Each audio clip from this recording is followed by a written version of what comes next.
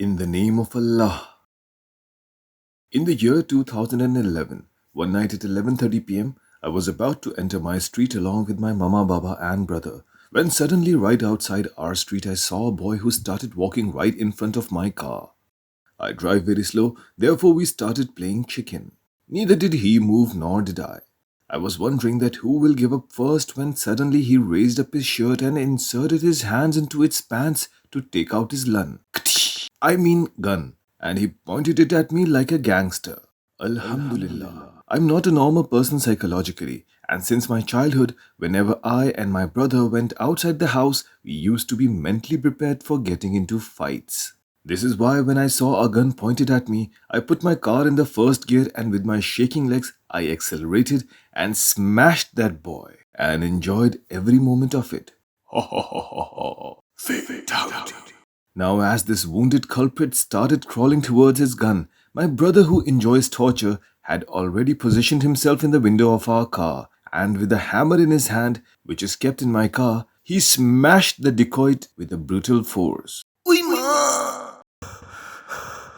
were just catching our breath when we saw 4 more men running towards us. They were the accomplices of this dacoit and they had planned to ambush us. My brother started tapping on the roof of the car. Run, run, run, run, run! We drove our car and took refuge in a nearby alley, and to our surprise, we saw a police mobile parked in that alley. How convenient. We escorted the policeman to the crime scene, but there was no sign of the robbers anywhere. However, our hammer was lying on the ground, so we picked it up and kept it back in our car. Now that we planned to go back home, my genius brother informed me that while he was hitting the dacoit, he accidentally threw my belt pouch along with the hammer since it was tangled on the handle of the hammer. Oh! I was extremely furious because all of my money, my original ID and driving license were in that belt pouch. But my anger was replaced with a feeling of contentment and relief since I was the one who hurt that man, but at the same time I was also able to pay for his treatment. Alhamdulillah. Our mother got worried because she believed that since the robbers have my ID, then they can come to our home to take revenge.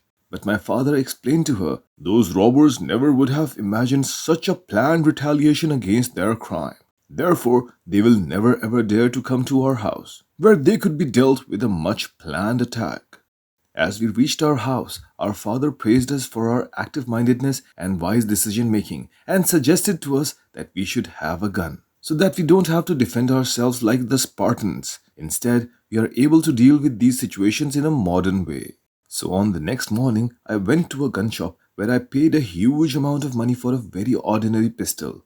This amount included all the necessary expenses. After purchasing the pistol, I fired 20 shots in the trial room so that I could experience the quality and strength of the pistol. The feeling was amazing, but my kidneys started crying as I paid the extra amount of money for the 20 bullets. I kept my expensive pistol under the seat of my car so I can take it safely to my home. I was afraid that in case of a robbery, the dacoits might steal my expensive pistol. Strange. I was defending the very item which I had bought to defend myself. Now since I had a gun, I wanted to train myself as well.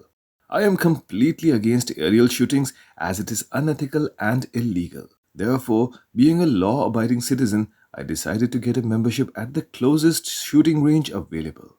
Upon receiving the information available at the range, I was disappointed. The lifelong membership package of the shooting range was in millions, and whether I used the facility or not, I still had to pay a monthly fee to retain my membership. Apart from this, I had to verify with the help of security agencies that I have no criminal record till that date. And in the end, I had to submit an essay about how I have lived the 30 years of my life till date. I believe a normal person cannot afford this expense in terms of time and money, and without proper training, I don't believe one should be allowed to carry a gun. In case if I'm defending myself without proper training, I can easily shoot an innocent guy accidentally in their elbow, knee, eye, and make them permanently disabled or simply even kill them. Getting in trouble with the law is a separate issue, but the real issue will be my accountability to Allah on the Day of Judgment. And to become a sharpshooter and to maintain this skill as well, a person has to use ammunition worth millions of rupees as well. It was that moment when I realized that my ordinary pistol is such an expensive asset, and then there are people who buy weapons that are far more expensive than mine. It's not possible to incur this expense with legally earned money. And even if the money is legal, how can a normal person spend so much money on something that can end someone's life? Since that day, my weapon sits in my cupboard like a paperweight. The bullets of my gun are so old that I'm afraid that if I ever holstered my gun in a concealed carry position, it might roast my own eggs.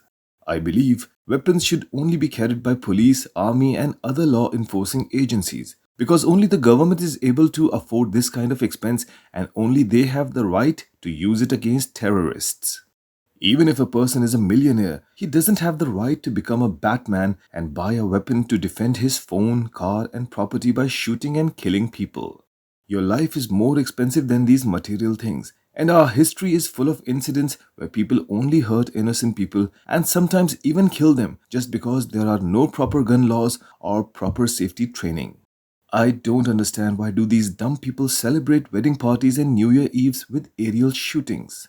Even John has killed more people than there were killed in the World War II, yet he has not found peace. I'm pretty sure that people will still agree to disagree with what I'm saying, and you are most welcome. I believe that instead of carrying a gun and taking the law in our hands, we should learn parkour. It's good for our fitness and it would help you run away from any form of danger. If you would just stop searching for videos that teach you how to grow the length and increase the stamina of your banana and started searching for content on self-defense in non-lethal ways, I believe you will find some pretty good teachers online. My dear brothers, I have stopped carrying a gun anymore and have gone back to my primitive ways of self-defense. I would request the same to you. Say no to guns and yes to parkour and love. So now, what you need to do is that you gather all your guns and throw them to me. Thank you.